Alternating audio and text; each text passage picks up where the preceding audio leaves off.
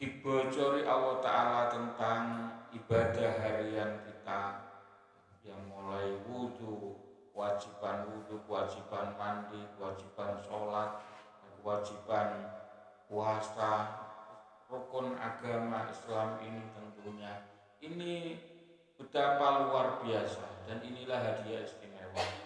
Kita diinginkan di bulan ini, di bulan Ramadan ini, kita dikasih apapun itu mestinya konsekuensinya adalah menjaganya. Kita dikasih baju dipakai terus, dia nggak pernah dicuci, nggak pernah ya tentu akan mudah rusak tentunya. Demikian pula barang yang lainnya. Kita dikasih HP nggak pernah dibersih, kita dikasih komputer nggak tahu dibersihin, nggak tahu dibersihkan file-file ruwetnya, ya file-file kotornya.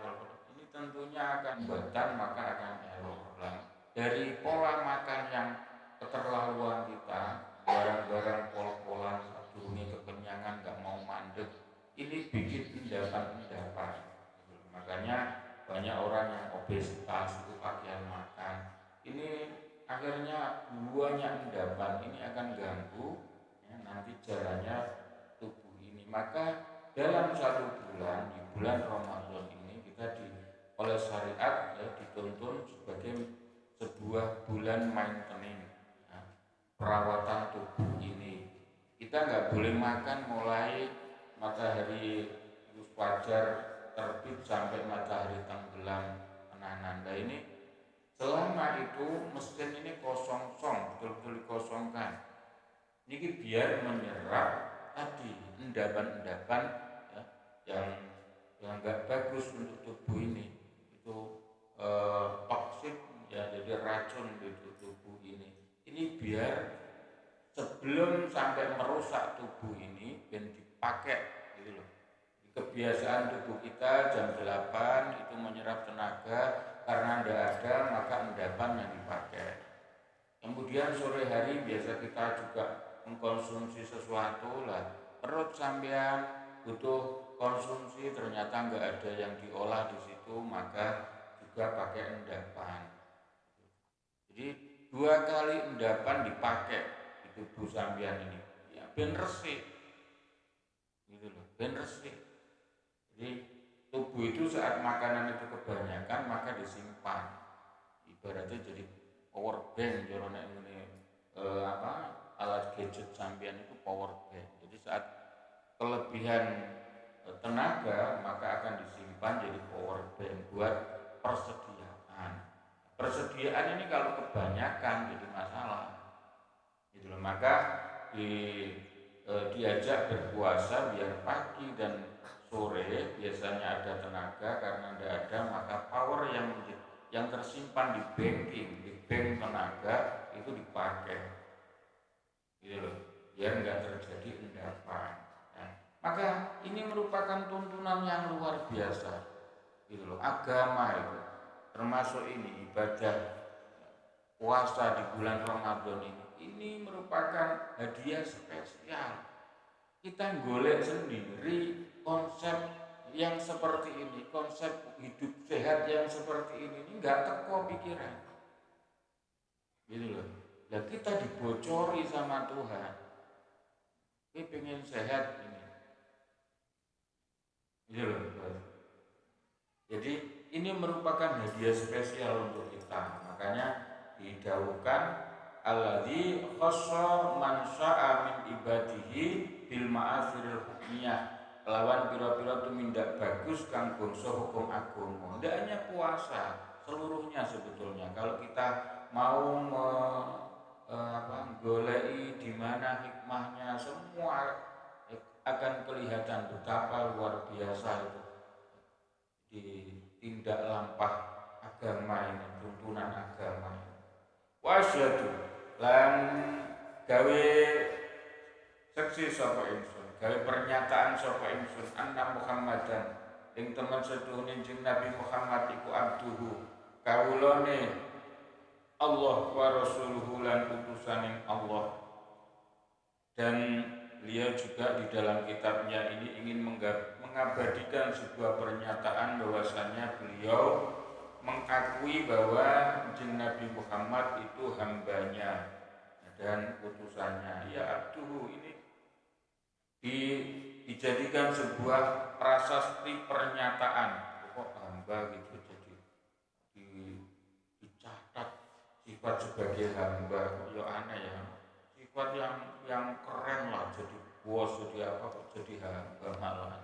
Iya, karena justru hamba Tuhan itu merupakan sifat yang luar biasa di mata Tuhan. Itu ya hamba Tuhan itu biasa dalam ngeladeni pangeran ya. Tentu bosnya pun gak akan pernah tinggal diam. Jadi gambarannya seperti ini, misalkan kalaupun toh sampean melecehkan posisi dari seorang ya sebatas apa ini ajudan, cuma ajudan saja bukan bosnya apa, misalkan seperti itu. Lihat umpama gini, apa yang akan dilakukan oleh seorang, misalkan seorang bos besar Tommy Soeharto misalkan itu, melihat seorang bodyguardnya yang mati-matian bela nih, ada anak panah yang melesat, ada pistol yang melesat dan dia meloncat, Mas Tommy dua konek meripat, antol yang meripat, misalkan seperti itu. Ini kira-kira apa yang dilakukan Tommy Soeharto kepada seorang bodyguard yang seperti itu, seorang ajudan yang mengorbankan nyawanya demi bosnya, itu kira-kira gimana? Pasti bosnya akan bilang, kamu harus tenang saja, keluargamu petong turunan aku sing tanggung, siji sing tak jaluk kowe kudu urip, kamu harus hidup sampai kemanapun, kamu harus hidup. Akan seperti itu. Digawa nang rumah sakit terbaik, gene entah itu ke Malaysia, ke Singapura, kemana saja, karena pasti itu bosnya akan seneng banget dua anak buah yang kayak seperti itu. Pancen nyawanya diberikan, nyawanya dikorbankan, pasti akan seperti itu. Ya kuwi sing jenenge kawula tenang, anak buah sing tenanan yang kayak gitu.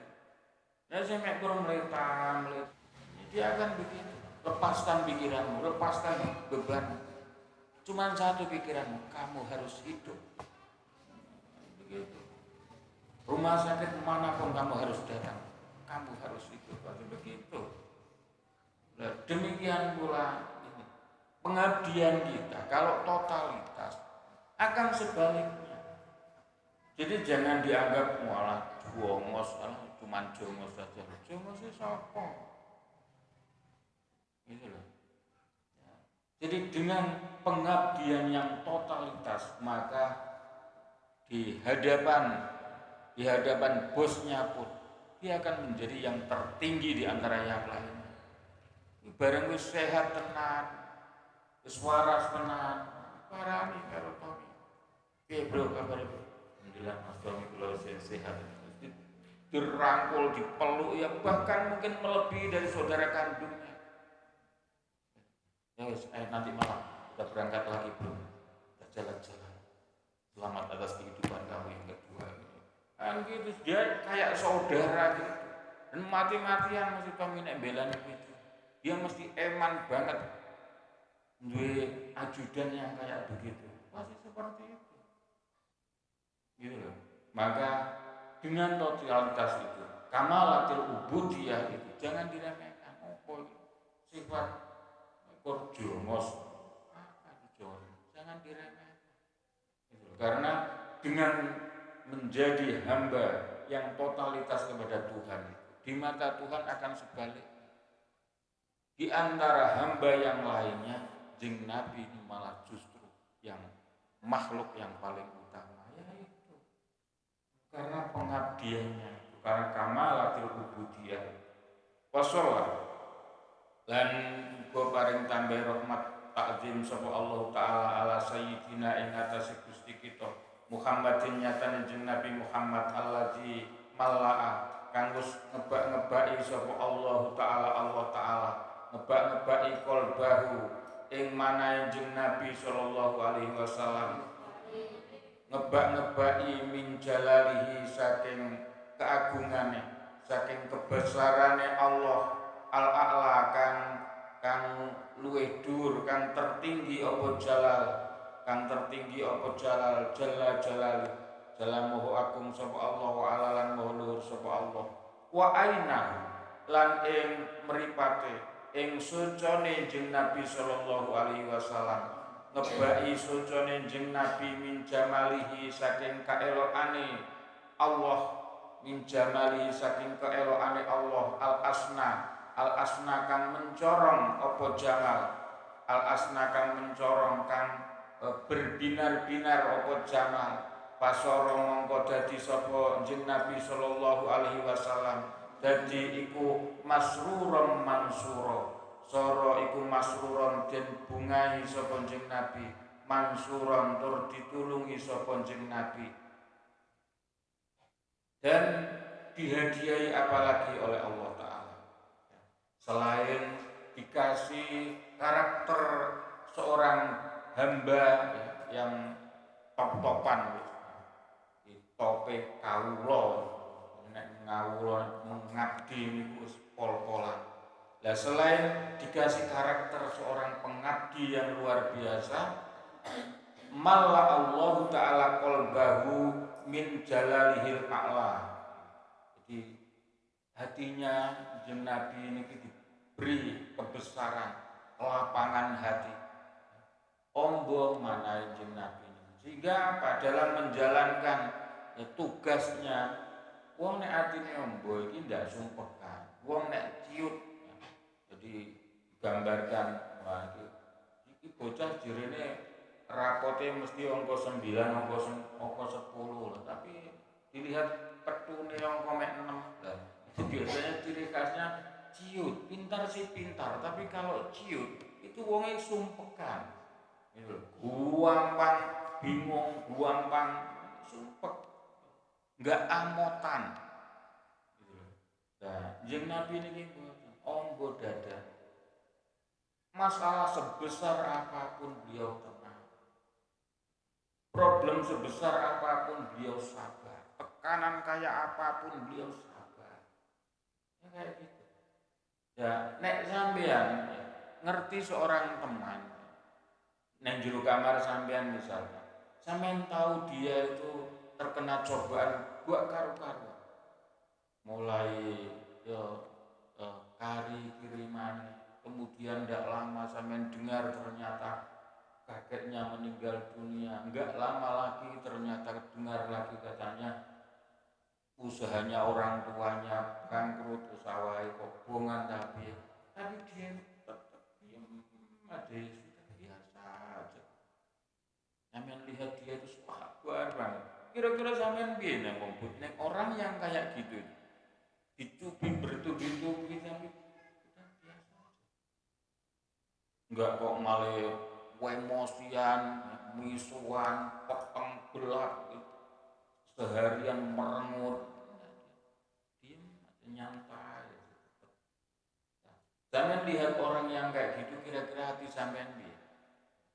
Jeung Nabi ini satu seperti itu karakternya. Jadi dicoba pengiran koyo opo ae hati ini terlalu luas, terlalu ombo. Jadi opo ae problem mlebu nang jero. Saking ambane dadane. Kabeh permasalahan diadai kabeh. Dan enggak enek boke di ombo. Sumpek niku nek sempit. Jadi tenang mawon hawane. Dan wa aina sucone jeneng Nabi itu karo pangeran disangoni min jamalihil asli. Disangoni keindahan berbinar-binar keelokane pangeran. Jadi jeneng Nabi itu memiliki mripat yang bagus.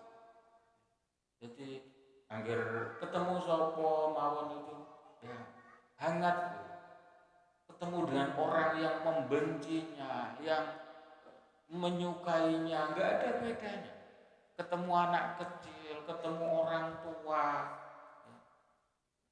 ketemu anak yang masih belia, nggak ngerti apa-apa, itu tetap sama dengan mata yang berbinar-binar itu kayak seorang ayah kandungnya, sejuk, dingin, adem, berbinar-binar kayak gitu. Itu Kanjeng Nabi kayak gitu kepada semua. Jadi wonge karaktere wis bodone ombo, kena masalah apa wae enggak ada apa-apa. Terus disangoni pangeran meripat yang selalu berbinar-binar kepada siapa saja. Gitu. Fasoro masrurun mansuro. Sehingga Kanjeng Nabi itu ya neng dia dibungai. Sampean diparani orang yang kayak gitu itu respon sampean piye? Wong sing ganteng yang sejuk, adem, kalem, sabar. Sampean bunga enggak diparani orang kayak gitu itu? Gitu. Sehingga nek sampai dolan ning omah sampean bunga ra karu-karuan sampean itu. Dan mansuro tentu ditolong ya, butuh apa saja. Ada orang yang ingin bantu jadinya. Cuman ya memang siap nih karo pangeran orang yang ya dibumpet meripate telingae karo pangeran. Ya ada disiapkan untuk jadi musuh Kanjeng Nabi ya ada. Tapi sebetulnya nggak ada seorang pun yang nyawang Kanjeng Nabi itu sebetulnya tertarik. Mereka cuma malu saja. Cuma izin dengan ideologinya saja. Gitu. Tapi nggak ada yang bisa nggak percaya sebetulnya karo Kanjeng Nabi itu. Makanya digambarkan orang kafir itu ya, nek krungu Kanjeng Nabi dawuh berucap itu, maka ja'ala asobi'ahu, kupingnya dibumpet karo niki, karo drijine ini. Karena apa? Karena apa yang didawuhkan itu benar semua. Mereka itu nggak bisa mengelak. Gitu. Jadi kebenaran tentang Allah Ta'ala nggak bisa dielakkan. 1 tambah 1 adalah 2. Api itu panas. Ini siapa orang bisa mengelak itu? Es itu dingin. Siapa yang bisa mengelak kayak gitu? Itu kan barang bener. Jadi apa yang didawuhkan Kanjeng Nabi itu orang nggak ada yang bisa mengelak. Lah orang sudah terlanjur benci terus gimana? Yaitu saking nggak gelem ditutup nih ini nanggone kupingnya nih. Ya, karena tidak ada orang yang bisa ngelak Kanjeng Nabi sebetulnya. Apa yang diomongkan, apa yang didawuhkan, sifat-sifatnya, karakternya, binar matanya, semuanya itu nggak ada yang luar biasa, nggak ada. Kabeh luar biasa. Maka ja'alahu masruran mansuro. Kabeh wong hawane itu temen Kanjeng Nabi itu sebetulnya gitu. Tapi ya karena sudah dicap sama Allah Ta'ala sebagai musuh Kanjeng Nabi ini sudah memang ya kudu pemain terbaik itu karena ketemu musuh terbaik. Sampeyan nggak akan menjadi pemain terbaik kalau ya ketemu nih mekur ya musuh cilik-cilikan amatiran pemenang kelas RT. Sampeyan bukan juara beneran kayak gitu. Maka Kanjeng Nabi dijadikan sebagai the bestnya ya tentu disiapkan karo pangeran mungsu sing the best mungsu itu disiapkan begitu karo pangeran. Maka ya meskipun kayak apapun daya tarik Kanjeng Nabi ya tetap aja Tuhan pun menyiapkan mungsu yang luar biasa.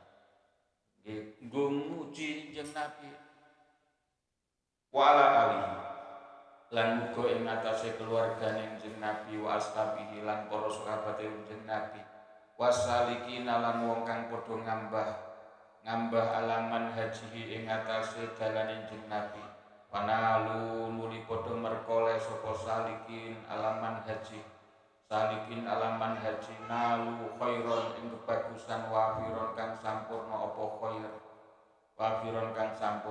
khair dan semoga juga teraturkan kepada keluarga para sahabat dan mereka yang mau mengikuti jalur jalan Kanjeng Nabi, thariqah Kanjeng Nabi jalan hidup jeung Nabi sehingga nalu khairon wafiro, hingga akhirnya mereka mendapatkan kebaikan yang sempurna. Ya itu